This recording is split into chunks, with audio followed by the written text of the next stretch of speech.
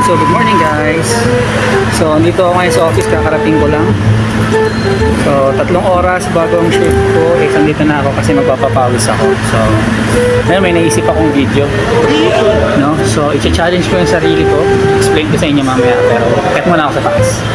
Ayan guys, nandito na nga tayo sa gym. Kita nyo ba ako? Ayan. So ang challenge ko para sa sarili ko ngayon, ngayon kasing huling araw na magkakasama kami mga ka-team ko. So ang challenge ko sa sarili ko ngayon, tatanungin natin sila kung maniniwala ba sila na kaya kong magpakabait hanggang mamayang uwian namin, no? So isa-isahin natin sila, tanungin natin kung anong shift nila next week, kung saan sila mapupunta, at saka kung naniniwala ba sila na kaya kong gawin yan. So pero ngayon, since maaga pa, bubuhat muna ako, yan. Mamaya pag nandyan na silang lahat, tatanungin natin sila isa-isa. Okay. Si Francis guys, yan muna tatanungin natin. Francis, so since last day natin ngayon, may tanong ako sa'yo, dalawa. Una, anong oras ang shift mo next week? 2 o'clock ng hapon. Naniniwala ka ba sa akin na kaya kong mag-behave ngayon hanggang mamayang pag-out natin dahil last day natin ngayon? Kaya naman. Yeah, yun ang gusto ko sa'yo, may tiwala ka sa akin. Si Len, oh. Len, may tatanong ko sa'yo, pagbigyan mo na ako, total last day na natin ngayon. Sige. So meron akong dalawang tanong sa inyo. Unang tanong, anong oras ang shift mo next week? Next week. Next week? Alas 2. Alas 2 hanggang? Alas 10. So magka-team kayo ni Francis. Ayan.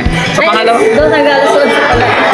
Ayan, so pangalawang tanong ko, panday natin ngayon, maniniwala ka ba na kaya ko magpakabait hanggang mamaya pag-uwi natin? Hindi. Baka naniniwala.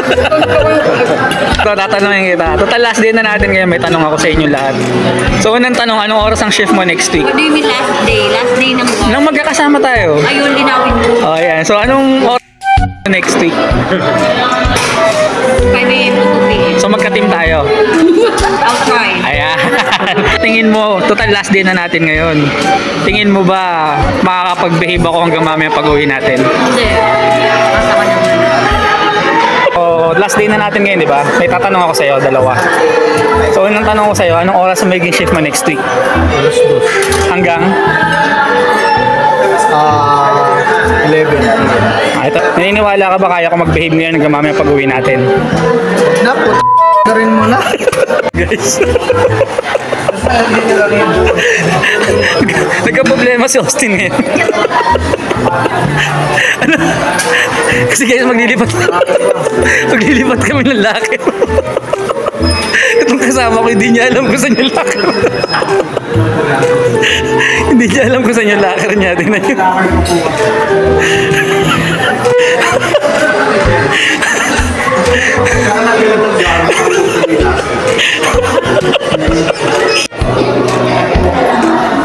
Ayan guys. So problema, hindi niya alam saan locker na. Ayan guys. Dito kasama ko si Austin. Lilipat kami lakad kaso nagkaroon siya ng konting problema. Ngayon lang nakakita guys ng ano, yung sariling lakad hindi niya alam kung nasaan. Hindi po kasi ako naglalakad. Ayan. Wala po kasi ako naglalakad ako sa playado. Hindi po safe po yung mga gamit. Pwede na. Okay, so bakit na kami guys? Hindi ko pala talaga kaya mag-behave ng isang buong araw guys. Ayan. And guys, hindi ko na itutuloy yung survey ko sa kanila kasi hindi rin ako nakatagal eh. O, sinay ko muna. Dito lang kami guys. Bye-bye.